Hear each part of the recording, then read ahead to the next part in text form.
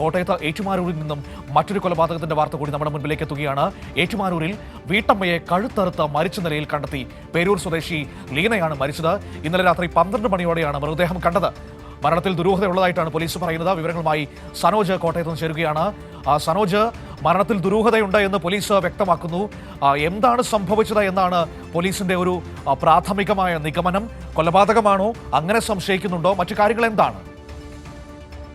മനു സൂചിപ്പിച്ചതുപോലെ തന്നെ ഇന്നലെ രാത്രി 12 മണിക്ക് ശേഷമാണ് ഈ ലീനയെ കഴുത്തറത്ത് മരണപ്പെട്ട നിലയിൽ കാണപ്പെട്ടത്. ലീനയുടെ വീട്ടിൽ 2 ആൺമക്കളും ഭർത്താവിന്റെ പിതാവുമാണ് താമസിക്കുന്നത്.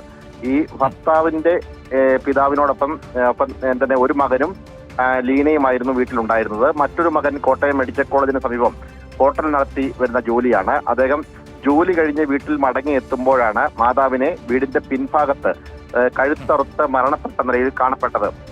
ഈ മാതാവിനും ഒരു മകനും മാനസികമായ ചില പ്രയാസങ്ങളും ബുദ്ധിമുട്ടുകളുമുള്ള കുടുംബമാണ് എന്നുള്ളതാണ് പോലീസ് നൽകുന്ന വിശദീകരണം.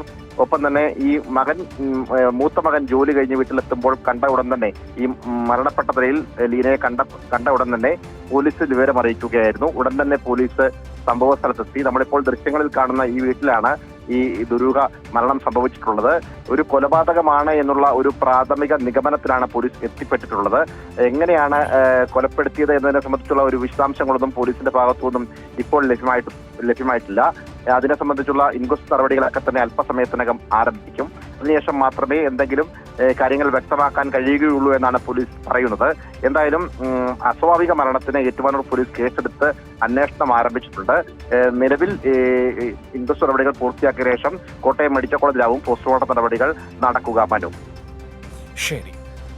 സനോജാണ് വിവരങ്ങൾ കോട്ടയത്ത് നൽകിയത്.